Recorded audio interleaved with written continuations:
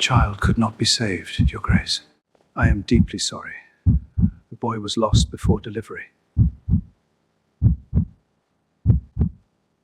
The Duchess survived. The doctor's voice trembled inside the silent chambers of Valencrest Manor. Then he made the mistake that destroyed an entire family forever. But she will never carry another child again. Duke Hadrian Valencrest slowly looked toward the bed where his wife lay pale and shaking after losing her 8-month pregnancy only hours earlier. The 3 daughters beside her froze in fear. Elisande gripped her mother's hand tighter. Viralia's eyes filled with anger. Little Aurelia started crying softly. Lenore weakly reached toward her husband. Hadrian, we lost our baby. But the Duke's face turned cold. No son, he whispered bitterly. The room fell silent. One maid quietly covered her mouth in horror. Lenore stared at him. I nearly died. And my bloodline dies with you. Viralia stepped forward instantly. Our brother just died, and this is what matters to you. Hadrian turned sharply. You will speak respectfully. Viralia laughed bitterly through tears. Respect! You care more about an unborn title than your own family. Smack! The echo echoed across the room. Aurelia screamed. Elisande quickly pulled Viralia back, while servants panicked near the doorway.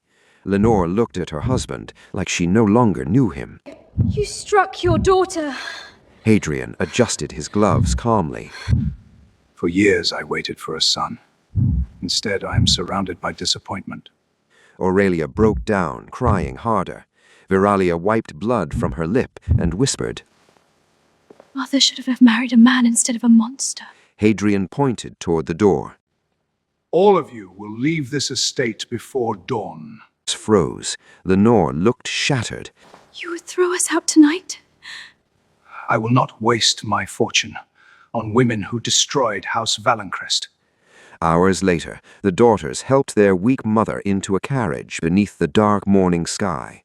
Not through the royal gates. Hadrian forced them to leave through the servants' entrance, like criminals. Servants secretly cried as the carriage disappeared. By sunrise, they arrived at Lenore's family estate, hoping for mercy. But her brother looked at them coldly and said, You should not have come here. Aurelia started crying again. Viralia looked ready to attack someone. Then, suddenly, Lenore covered her mouth. Blood spilled through her fingers. Elisande's face turned white. Mother, do you?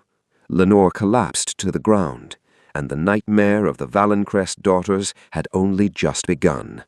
If this story already has your heart racing, don't forget to subscribe and turn on notifications, because this family's downfall is about to become unforgettable. And if you're enjoying the story, you can support the channel with a super thanks. Now tell me in the comments, where are you watching from today? When Lenore Valencrest gave birth to Viralia, Duke Hadrian did not even enter the recovery chamber. The servants remembered that part clearly for years. The nurse had carried the newborn carefully toward him in the marble hallway, while the household waited nervously for his reaction. Instead of taking the baby, Hadrian simply asked one question. Another girl? The nurse lowered her eyes. Yes, Your Grace. Hadrian walked away without another word. After that day, the atmosphere inside Valencrest Manor changed slowly and painfully. Expensive gifts stopped arriving in Lenore's chambers. Family dinners became quiet formalities. Hadrian buried himself inside estate business and rarely acknowledged his daughters unless guests were present. When Aurelia was born 3 years later, things became even worse. Hadrian did not visit the nursery for nearly 2 weeks. Lenore stopped defending him after that. Something inside her finally understood that her husband loved the idea of a son more than the family already standing before him. Still, she tried to protect the girls from seeing the truth too clearly. She smiled during meals, organized birthday celebrations, read stories beside fireplaces, pretended the manor was not slowly becoming emotionally hollow. Then came the final pregnancy. The entire estate transformed overnight after doctors quietly suggested the unborn child might be male. Hadrian suddenly became attentive again. Fresh flowers appeared in Lenore's chambers every morning. New nursery furniture arrived from the capital. Tailors prepared miniature coats stitched with the Valencrest crest before the child was even born. For the first time in years, the girls saw their father smile naturally. That hurt more than his cruelty, because it proved he was capable of warmth. He simply chose not to give it to them. Then the child died before birth, and everything beautiful inside the manor died with him. Now Lenore sat weakly inside a cold servant's room at her brother's estate, while rainwater slipped through cracks in the ceiling. The contrast felt cruel beyond words. Only months earlier, maids brushed her hair using silver combs, while chefs prepared roasted duck with orange glaze, buttered potatoes, and imported wine from southern vineyards. Now Aurelia watered thin soup to make it last longer. Viralia repaired torn sleeves beneath candlelight until her fingers bled. And Elisande returned home exhausted, every night smelling like factory dust and wet streets. The letters to Hadrian continued anyway. Elisande wrote respectfully. Aurelia wrote emotionally. Viralia once wrote, "If you possess even half a soul left inside your body, answer us." No reply ever came. Lenore's older brother, Edgar, enjoyed humiliating them whenever possible.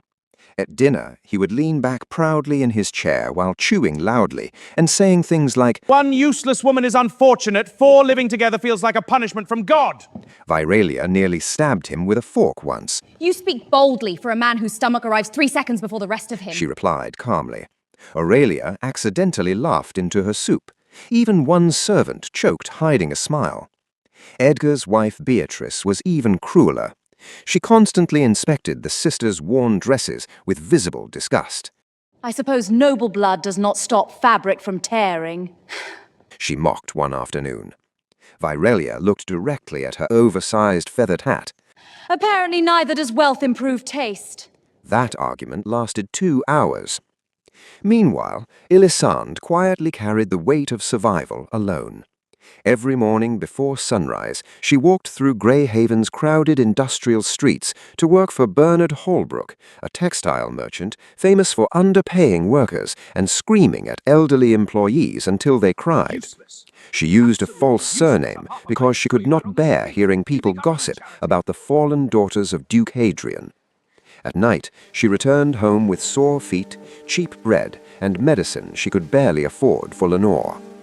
Winter settled heavily over Greyhaven by the time Lenore's condition worsened completely. Her breathing became weaker each day. Sometimes she could barely sit upright without pain. One freezing morning, Aurelia woke first and immediately sensed something was wrong. The room felt too quiet. Lenore lay motionless beneath thin blankets, while pale morning light touched her face softly. Aurelia rushed to her side. "Mother!" No response. Mother! Viralia stood frozen near the doorway. Elisande slowly closed her eyes. Lenore Valencrest was gone. The burial humiliation destroyed whatever innocence remained inside the sisters. Edgar refused financial help immediately. "Will not waste money burying dead women," He snapped. That night, the sisters carried their mother's coffin themselves beneath lantern light through icy cemetery paths, while snow gathered silently on their black coats. No priests came, no noble relatives appeared, only 3 grieving daughters saying goodbye alone. After returning from the cemetery, they discovered their bags thrown outside the estate gates. Edgar stood beneath the entrance lantern, holding a cigar. "You've stayed long enough." Aurelia began crying openly from exhaustion. Viralia stepped forward furiously. One day your children will remember what kind of man you were. Edgar laughed coldly. "You have nowhere to go." Snow fell harder around them as servants avoided eye contact in shame. Then Elisande picked up their bags calmly. Her face looked exhausted, heartbroken, but strangely determined. If the world wants us dead, then we will survive simply to disappoint it. The abandoned house stood near Greyhaven's industrial district, beside an old railway line where rusted cargo trains screamed through the night like wounded animals. Broken windows rattled whenever winter wind passed through the narrow streets. Half the roof had collapsed years earlier, forcing the sisters to drag an old wardrobe beneath the leaking section whenever it rained or snow melted. It barely deserved to be called a home, but after sleeping outside for 2 freezing nights, it became their only choice. The first evening inside the house, Aurelia tried cleaning the kitchen while pretending not to cry. She scrubbed soot from blackened pots using freezing water until her fingers turned red. Viralia spent most of the night insulting the previous owners. What kind of human beings abandon a house with rats large enough to pay taxes? One rat immediately ran across the floor. Aurelia screamed. Elisande dropped an entire loaf of bread. Viralia grabbed a broken broom dramatically, like a soldier preparing for war. I knew it. The landlord has relatives. For the first time since Lenore's death, the sisters laughed together. Only for a moment, but it mattered. Life became brutal quickly after that. Elisande worked from dawn till evening, handling financial records for Bernard Holbrook's textile warehouse, while hiding her true identity carefully. The warehouse smelled constantly of dust, machine oil, sweat, and wet fabric. Workers coughed endlessly from cotton particles filling the air. Bernard screamed at everyone equally. One elderly accountant once spilled ink accidentally, and Bernard shouted so loudly that nearby workers stopped sewing entirely. Elisande quietly corrected shipment calculations and balanced entire ledgers faster than experienced clerks, but Bernard barely acknowledged her beyond throwing more work onto her desk. She often returned home exhausted, with blistered feet and aching hands, carrying stale bread, potatoes, and occasionally leftover meat pies discounted before closing time. Most nights she pretended she had already eaten. Aurelia noticed immediately, so she started doing the same thing. The sisters secretly starved themselves for each other while pretending not to notice. Viralia's anger towards society grew worse each week. She repaired torn clothing for factory workers, using discarded fabric scraps behind textile bins behind warehouses. Sometimes wealthy women visited secretly, wanting elegant repairs for expensive dresses without paying full boutique prices. Viralia tolerated them poorly. One rich woman complained for 20 minutes about uneven stitching while wearing enough jewelry to feed an entire neighborhood. Viralia calmly lifted her sewing scissors. You may either stop speaking or discover how symmetrical your eyebrows truly are. Meanwhile, Aurelia tried desperately to keep the house feeling human. She patched blankets, cleaned leaking floors, and cooked whatever food they could afford. Unfortunately, Aurelia could not cook well. One evening, smoke filled the entire house after she accidentally burned cabbage soup so badly that even the rats abandoned the kitchen.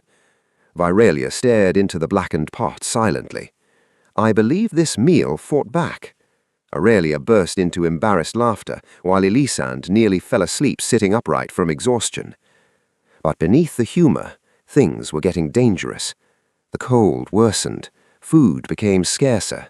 Elisande developed a persistent cough from overwork and winter exposure, yet continued forcing herself through endless accounting work because she could not bear seeing her sisters hungry. Then one snowy evening changed everything.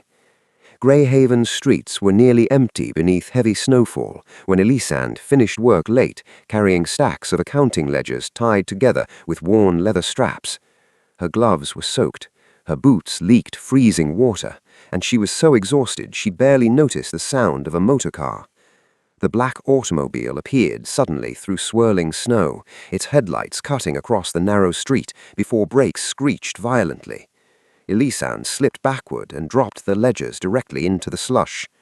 For one terrifying second, she thought she would die beneath the wheels. The driver jumped out pale with panic. But before he could speak, the rear carriage door opened. A tall man stepped into the snow, wearing a dark wool coat and leather gloves. Duke Lucien Norcaster. Even in Greyhaven, everyone knew his name. Industrial magnate, railway owner, one of the wealthiest men in Europe. Elisande immediately bent down, gathering ruined papers while apologizing breathlessly. But Lucien noticed something strange. Instead of panicking over the accident, she became furious over the damaged calculations. These shipment numbers were finely balanced. She muttered while trying to wipe snow from the pages. Lucian crouched beside her curiously. You care more about mathematics than nearly being killed. Elisande looked up coldly. Numbers are easier to survive than people. That answer surprised him. Then he noticed the ledgers themselves. Detailed corrections covered entire pages in elegant handwriting. Profit margins had been recalculated more accurately than most professional analysts in Greyhaven. Lucian stared quietly for several seconds. It was not ordinary clerical work. Elisande realized his attention immediately and reached for the papers defensively. I should go. Lucian handed the final ledger back carefully. May I at least know your name? She hesitated, then lied automatically. Elise. That night, while snow continued falling over Greyhaven, Duke Hadrian Valencrest celebrated his engagement to Lady Beatrice Ashcombe inside the glowing halls of Valencrest Manor. And across the city, Duke Lucian Norcaster quietly ordered a private investigation into the mysterious young woman he nearly struck with his motorcar. 3 days later, his investigator returned with shocking information. Elise, he said carefully, is actually Lady Elisande Valencrest, the discarded daughter of Duke Hadrian Valencrest. It's a long, painful Elisande expected humiliation the next time she saw Duke Lucian Norcaster. Men like him did not speak kindly to women living in abandoned houses near factory districts unless they wanted entertainment, gossip, or something cruel. So when a polished black motorcar stopped outside Bernard Hallbrook's warehouse 3 days after their first meeting, she immediately assumed trouble had arrived. Workers stopped sewing to stare through dusty windows. Even Bernard nearly swallowed his cigar. Lucian stepped out, wearing a charcoal winter coat and gloves dark enough to hide the snow melting across them. He walked directly through the warehouse without caring about the noise, smoke, or startled workers surrounding him. Then he stopped beside Elisande's desk. I came to return your ledger, he said calmly. Bernard almost fainted hearing a duke speak politely to one of his employees. Elisande stood carefully. You could have sent a servant. Yes, but then I would lose the excuse to continue our conversation. That answer unsettled her more than arrogance would have. Over the following weeks, Lucian continued appearing unexpectedly throughout Greyhaven. Sometimes he brought business reports asking for her opinion. Other times, he simply walked beside her through crowded industrial streets while discussing railway investments and political corruption. He never treated her like someone broken. That confused her deeply. One evening, they stopped beside a street vendor selling roasted chestnuts beneath glowing lanterns. Lucian purchased an entire paper bag before realizing Elisande was staring at him strangely. "What?" You paid without arguing. she said suspiciously. Lucian looked horrified. Was I expected to duel the man over chestnuts? For the first time in months, Elisande laughed freely. Lucian noticed immediately, and from that moment, he was lost. Eventually, he insisted on visiting the sisters properly, despite Elisande warning him repeatedly. You are a duke. You will not enjoy where we live. Lucian answered simply. I am visiting you, not the house. You insist? I do. Viralia opened the door, holding sewing scissors like weapons. The moment she saw Lucian's expensive coat and polished shoes, her expression darkened instantly. "Oh, wonderful," she muttered, "another wealthy man with opinions." Lucian introduced himself politely. Viralia looked him up and down slowly. If you break my sister's heart, I'll decorate Greyhaven with your organs. To everyone's surprise, Lucian burst out laughing. Not fake aristocratic laughter, real laughter. Even Aurelia blinked in shock. Well, that is honestly the clearest introduction I've received all year. Viralia suspiciously respected him after that. Aurelia secretly adored him almost immediately because Elisande began changing around him. The constant exhaustion in her face softened. She smiled more often.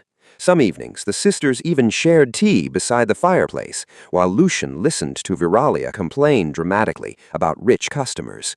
One woman requested 12 buttons imported from Paris. 12 on one sleeve. What does she plan to fight? A piano? Even Lucian nearly choked laughing. But behind the growing warmth, something darker remained unresolved. Lucian eventually learned the full truth about Duke Hadrian. Not rumors, the truth. The pregnancy loss, the expulsion, Lenore's death, the unanswered letters, the burial, everything. Elisande told the story quietly one evening, while snow fell outside the broken windows. Lucian listened without interrupting, but by the end, fury had hardened his face completely. "That man does not deserve daughters like you," he said. No one had ever defended them like that before. Not relatives, not society, not even themselves sometimes. Weeks later, Lucian invited Elisande to one of his railway construction sites outside Greyhaven. Massive steel tracks stretched across snowy valleys while workers moved like shadows through steam and machinery. Elisande assumed they were discussing investments again. Instead, Lucian guided her toward a quiet overlook above the valley. The winter wind carried smoke from distant factories, while sunset painted the snow gold. Then, Lucian turned toward her. I spent years surrounded by noble women who knew how to host dinners. But you survived hunger without losing kindness. You protected your sisters while the world discarded you. You rebuilt dignity from nothing. Elisande stared at him silently. Lucian stepped closer. I admire you because I have never met anyone stronger. Then Will he you marry asked her to marry him. No grand audience, no political arrangement, just honesty. Elisande nearly cried because for the first time in her life, a powerful man looked at her and saw value instead of disappointment. "Yes," she whispered. After the wedding, Lucian moved all three sisters into Norcaster Estate, a sprawling mansion filled with heated marble floors, crystal chandeliers, endless fireplaces, and servants who nearly panicked trying to satisfy Viralia's impossible opinions. Viralia walked into the bathroom on the first morning and froze completely. "The water is warm," she whispered. Aurelia smiled innocently. "That is usually how rich people bathe." Viralia sat down dramatically beside the tub. "I would like to apologize to Wealth for misunderstanding it."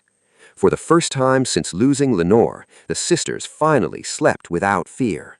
But aristocratic society never forgot cruelty for long. At the wedding celebration, nobles whispered behind silk fans, while orchestras played beneath golden chandeliers. Elisande danced beside Lucian peacefully, unaware of the woman standing nearby. An older countess leaned toward her friend and whispered coldly, "No matter how rich they become, abandoned blood remains cursed." Across the ballroom, Viralia heard every word. Elisande first noticed Viralia's talent long before Wealth entered their lives again. Even inside the abandoned house near Greyhaven's railway district, Viralia somehow transformed torn fabric into beautiful dresses using nothing more than cheap thread, candlelight, and pure stubbornness. One evening, Aurelia returned from church carrying an old damaged coat donated by wealthy families. It's ugly. Aurelia admitted apologetically. Viralia grabbed the coat, examined it for 3 seconds, No. then muttered, No, it's insulted. By morning, the coat looked elegant enough for aristocratic dinner parties. That was the moment Elisande truly understood her sister's gift. So, after marrying Duke Lucian Norcaster and finally escaping poverty, Elisande made a decision immediately. Viralia would never waste her talent repairing factory clothing again.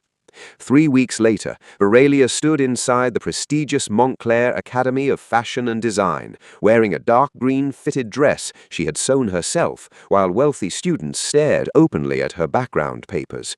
One blonde student named Clarice finally smiled cruelly during introductions. So you are the famous gutter seamstress. Several students laughed quietly. Viralia looked directly at her perfectly curled hair. And you are apparently the victim of a tragic mirror shortage. The room exploded with shocked laughter. Even the instructor struggled not to smile.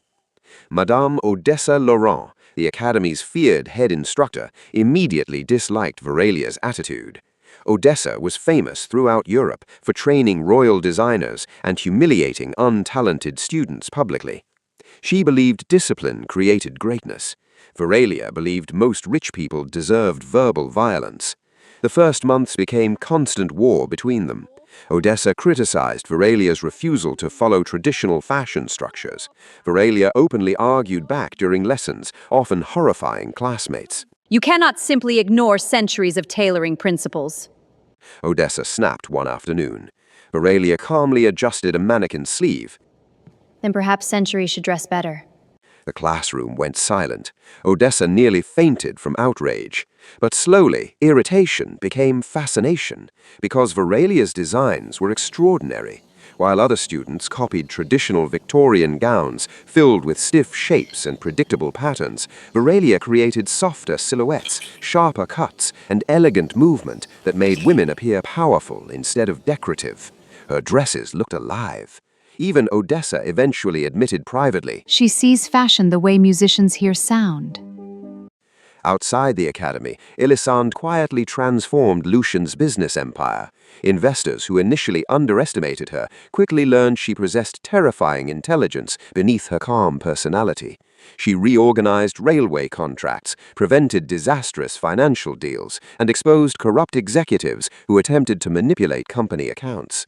One elderly banker reportedly left a negotiation meeting sweating through his collar after Elisande politely dismantled his entire proposal in under 10 minutes. Lucian adored watching powerful men realize too late that his wife was the smartest person in the room. Meanwhile, Veralia became increasingly famous throughout Greyhaven. Aristocratic women who once mocked her now begged for appointments. Veralia enjoyed frightening them. One wealthy duchess demanded a gown worthy of royal attention. Veralia studied her quietly before replying, "The gown is achievable. The personality may require divine intervention." Even Aurelia laughed so hard she spilled tea everywhere. At Norcaster Estate, life slowly became warmer again. Family dinners filled with conversation replaced years of survival and fear. Aurelia decorated rooms with flowers constantly, while Veralia complained dramatically about rich people eating tiny portions. "I did not survive poverty to watch aristocrats flirt with asparagus." Lucian nearly choked on wine laughing. But far away at Valencrest Manor, bitterness poisoned Duke Hadrian further with each passing year. Lady Beatrice eventually gave birth to another daughter. The second announcement shattered whatever remained of Hadrian's patience. Servants noticed the coldness returning immediately. He stopped visiting the nursery, avoided family dinners, buried himself inside estate business, while Beatrice quietly watched resentment grow inside him, exactly as it once had with Lenore. History repeated itself inside those marble halls, only this time nobody pitied him. Meanwhile, Veralia's rise became impossible to ignore. Her gowns began appearing at opera houses, royal theaters, aristocratic weddings, and elite winter gatherings across the empire. Newspapers praised the mysterious designer, transforming Victorian fashion with daring elegance. Then came the Royal Winter Exhibition in the capital. Noble women arrived wearing Veralia's creations beneath glittering chandeliers, while photographers and reporters crowded the ballroom. Even Duke Hadrian attended, alongside Beatrice. During the evening, a countess entered wearing one of Veralia's silver silk designs, embroidered with dark midnight roses along the sleeves. The entire ballroom stared. Duke Hadrian himself looked impressed. "Extraordinary craftsmanship," he admitted quietly while watching the gown move through candlelight. "Whoever designed that dress understands elegance better than half the empire." Nearby, reporters smiled proudly. "The designer is becoming legendary," one man said. "Lady Veralia herself." Hadrian frowned slightly. Something about that name suddenly felt familiar. Snow covered the entire Norcaster estate the night Elisande's winter ball transformed Greyhaven society forever. Golden lanterns lined the curved entrance roads, while black luxury motor cars rolled through the gates carrying dukes, foreign investors, ministers, opera stars, and aristocrats wrapped in fur-lined Victorian coats. Musicians played softly beneath crystal chandeliers large enough to reflect across the polished marble floors like frozen stars. Inside the ballroom, servants carried silver trays filled with roasted pheasant, honey-glazed duck, buttered pastries, warm wine, cream cakes, and delicate fruit tarts imported from southern provinces. The celebration honored the birth of Elisande and Lucien's first child. But society whispered about something else entirely. Viralia's gowns. Everywhere people turned, her designs dominated the ballroom. Deep emerald silks, fitted velvet evening dresses, flowing silver fabrics embroidered with midnight roses. Women roved through candlelight wearing her creations like living artwork. One newspaper editor reportedly abandoned his dinner halfway through the evening just to sketch the dresses before competitors copied them. Viralia pretended not to care, which meant she cared deeply. She stood near the champagne tower, wearing a dark sapphire gown of her own design, while criticizing guests silently. That woman lost a battle with her corset. She whispered, after spotting a countess squeezed violently into corsets. Aurelia nearly laughed into her wineglass. Unlike her sisters, Aurelia felt uncomfortable the entire evening. Grand aristocratic gatherings still reminded her too much of the life they lost. The expensive perfume, political conversations, fake smiles, and carefully rehearsed compliments exhausted her emotionally. Several noblemen attempted speaking with her throughout the night, but every conversation sounded identical. "You have remarkable elegance. Your family's recovery is inspiring. Lady Aurelia, perhaps we should discuss future connections." Connections, not feelings, not sincerity, just politics disguised as charm. So Aurelia escaped quietly onto one of the estate's glass-covered winter terraces overlooking the snowy gardens below. The silence felt like relief.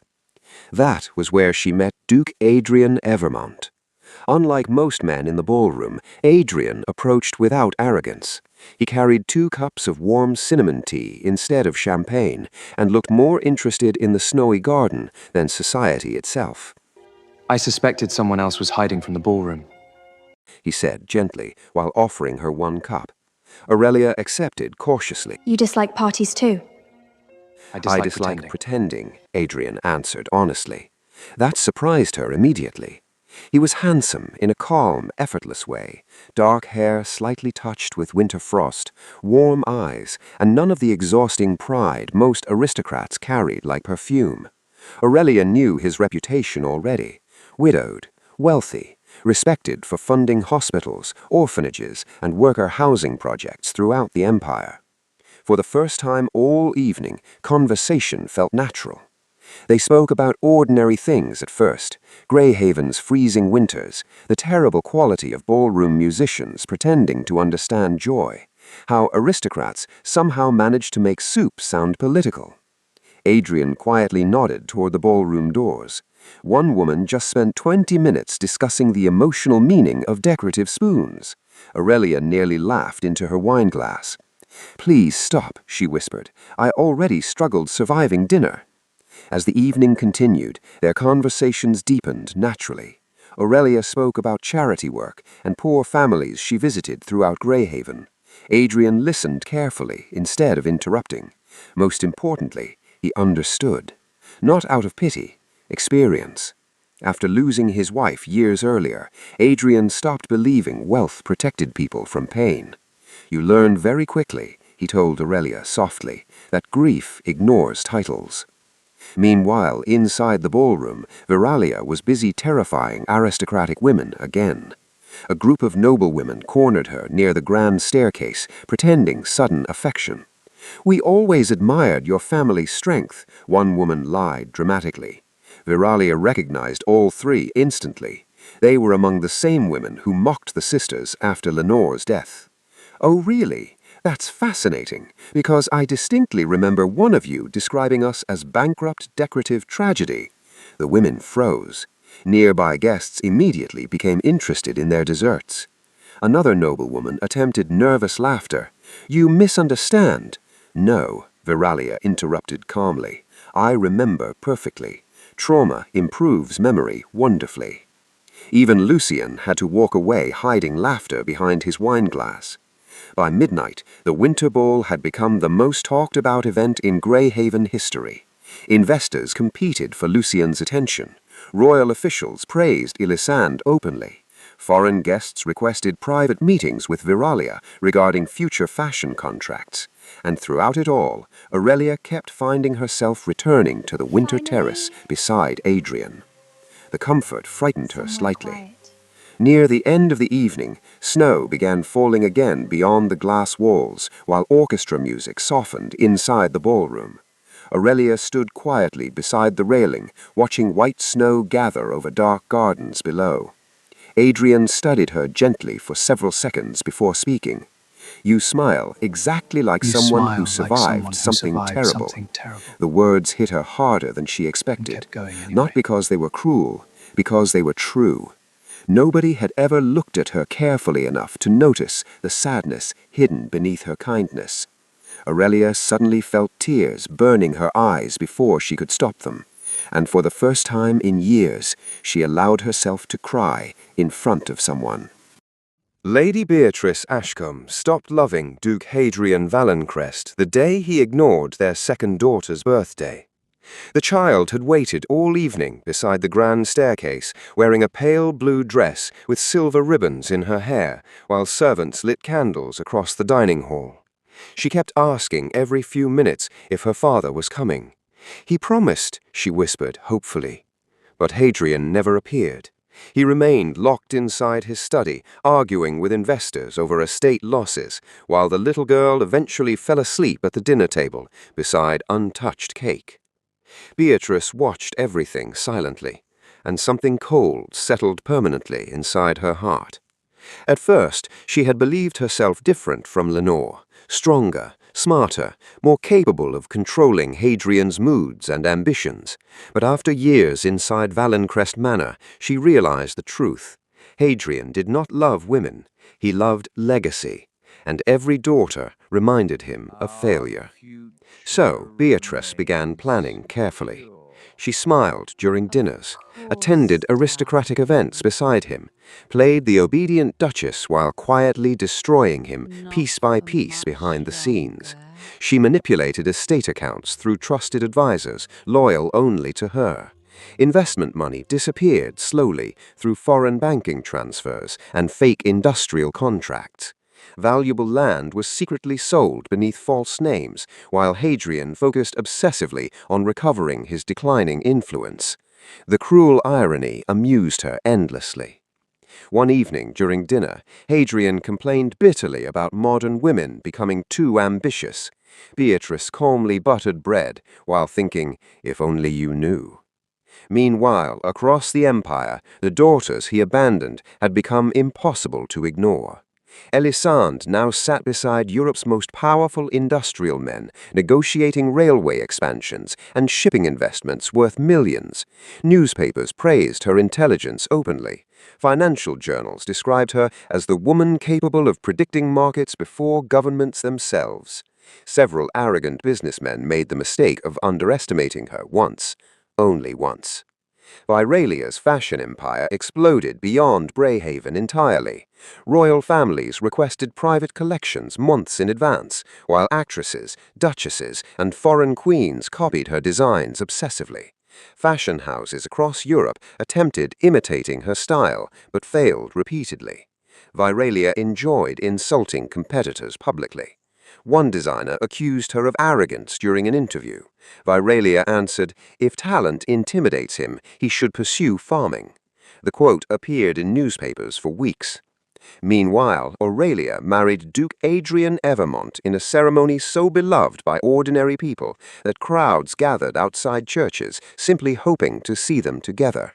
Unlike most aristocratic women, Aurelia spent enormous amounts of her fortune funding orphanages, hospitals, schools, and shelters across industrial districts. Workers adored her openly. Children followed her carriages through Greyhaven streets, waving excitedly whenever she visited poor neighborhoods. People no longer spoke about the Valencrest daughters with pity. They spoke with admiration. And eventually, even Hadrian noticed the shift. At political gatherings, nobles mentioned Elisand's investments more than his own. Women praised Viralia's gowns while barely acknowledging Beatrice.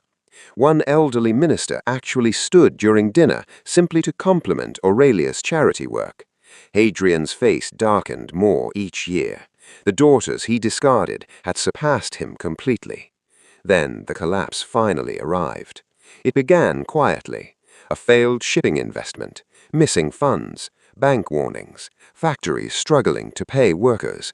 Hadrian exploded constantly inside the manor, while advisors avoided eye contact during meetings. Beatrice watched calmly. Then, one freezing morning, everything shattered. Hadrian awoke to chaos spreading across Valencrest Manor. Servants rushed through hallways whispering nervously, while accountants filled the library carrying stacks of financial documents. Beatrice was gone. So were both daughters, and so was a massive portion of the Valencrest fortune. Entire accounts had been emptied overnight. Property deeds vanished, investments transferred abroad. The scale of betrayal became catastrophic. Hadrian reportedly screamed so violently that servants heard him from the eastern gardens. By afternoon, newspapers exploded across the empire. The great duke financially ruined. Lady Beatrice disappears with millions. House Valencrest facing collapse. Society devoured the scandal gleefully. The same nobles who once feared Hadrian now mocked him openly during dinners and opera gatherings. Investors abandoned him immediately. Creditors arrived daily demanding repayment. Factories shut down one after another. Workers lost jobs. Estate staff resigned quietly before wages disappeared entirely. Within months, entire wings of Valencrest Manor closed from lack of maintenance.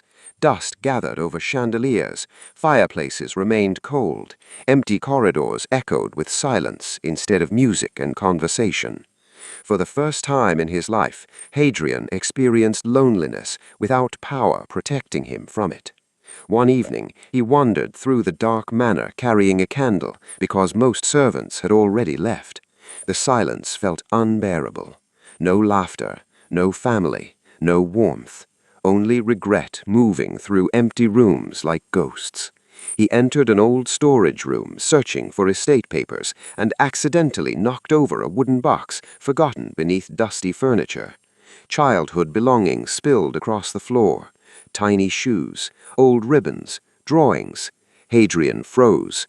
Slowly, he picked up one folded paper, stained slightly with age. A child's handwriting covered the bottom in uneven letters. Papa will always protect us. Aurelia. He recognized it immediately. The drawing showed a smiling family standing beneath the sun outside Valencrest Manor. Hadrian stared at it silently for several seconds. Then finally, Duke Hadrian Valencrest broke apart completely.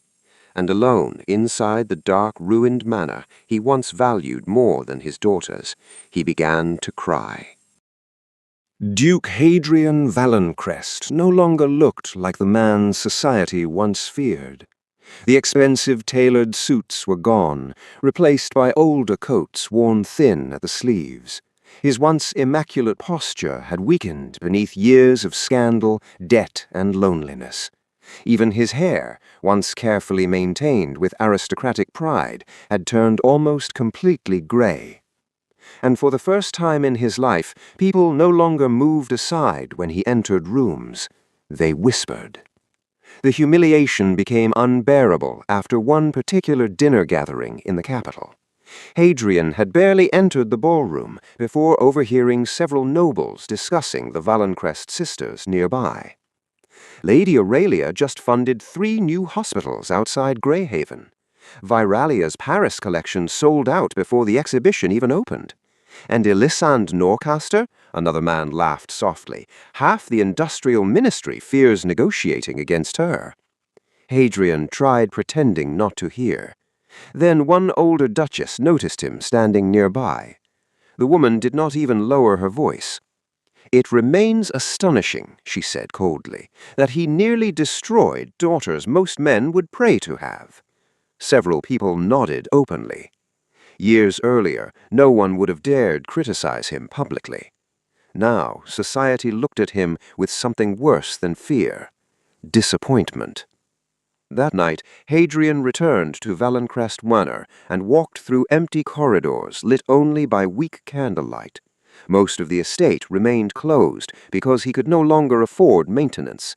Dust-covered paintings, furniture sat beneath white cloth like forgotten corpses. The silence finally defeated him. The next morning, he ordered a carriage prepared for Brayhaven. The journey itself felt humiliating. At railway stations and city entrances, guards recognized his surname only because of his daughters now. One hotel manager actually asked politely, "Are you related to Lady Elisande?"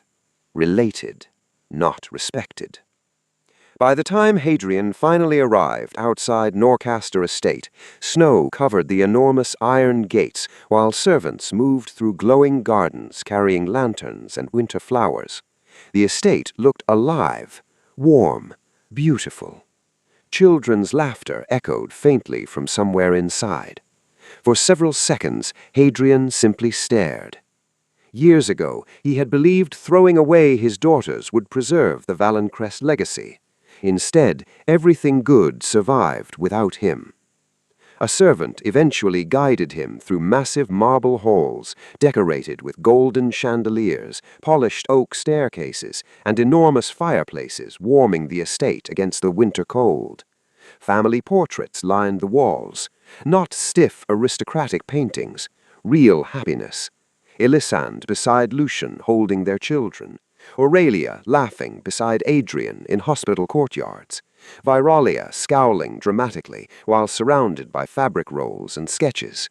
The warmth inside the estate hurt more than poverty ever could, because Hadrian finally understood what he destroyed.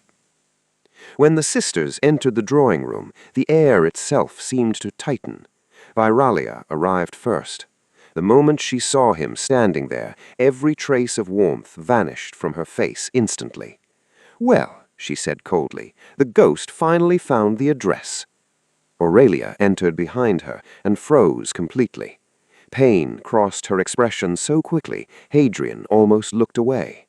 Only Elisande remained calm, controlled, distant. She stood beside the fireplace, wearing dark emerald silk, while studying her father silently, like someone observing the ruins of another lifetime. Nobody invited Hadrian to sit. For several seconds, only the sound of crackling fire filled the room. Then Hadrian spoke quietly. I know I have no right to ask anything from you. Oh good, we are starting with honesty. No, he threw our dying mother into the street. He can survive a conversation. Hadrian lowered his eyes, and surprisingly, he accepted it. I deserve your hatred, he admitted quietly. That sentence alone shocked Aurelia, because Duke Hadrian Valencrest once rather swallowed broken glass than admit fault. Elisande finally spoke. Why are you here? Because I spent my entire life believing sons created legacy, and I destroyed my family trying to prove it. Silence filled the room again. Then, painfully slowly, Hadrian apologized. Not like a duke protecting pride, like a broken old man finally crushed beneath his own mistakes. He apologized for Lenore, for the unanswered letters, for abandoning them, for choosing obsession over love. Viralia turned away completely during most of it, her jaw tight with anger. Aurelia cried quietly. Elisande simply listened. Then Lucian and Adrian entered carrying the younger children, instantly changing the atmosphere of the room. Little voices filled the silence, while servants brought warm tea and pastries beside the fire. And Hadrian suddenly noticed something impossible to ignore. The Valencrest name still lived everywhere around him, not through sons, through daughters. Elisande had rebuilt industrial influence greater than he ever achieved. Viralia transformed fashion across Europe while employing hundreds of women abandoned by society. Aurelia made the family name beloved among ordinary people through compassion instead of fear. The bloodline survived because of the women he once called worthless. Hadrian stared at his grandchildren playing beside the fireplace, while emotion finally overwhelmed him completely. "I was wrong," he whispered brokenly. Viralia folded her arms immediately. "You were cruel." "Yes. You destroyed our mother." Hadrian closed his eyes painfully. "Yes." Viralia looked away before tears could fully appear. "I don't forgive you." And everyone understood she meant it. But Aurelia slowly stepped closer and rested her trembling hand over her father's. Not because he deserved it, because she refused to become cold like him. Finally, Elisande stood and looked directly at the man who once threw them away. "You wanted sons to continue your name," she said calmly, "but it was your daughters who saved it." Hadrian could not answer. Later that evening, he sat quietly near the fireplace while watching his daughters laugh together beside their husbands and children. Warmth filled the estate. Life. Love. Everything he once believed weakness had become the very thing preserving his legacy. And as snow fell softly beyond the windows of Norcaster Estate, Duke Hadrian Valencrest finally understood the truth too late. The greatest inheritance a family leaves behind is not power, it is love.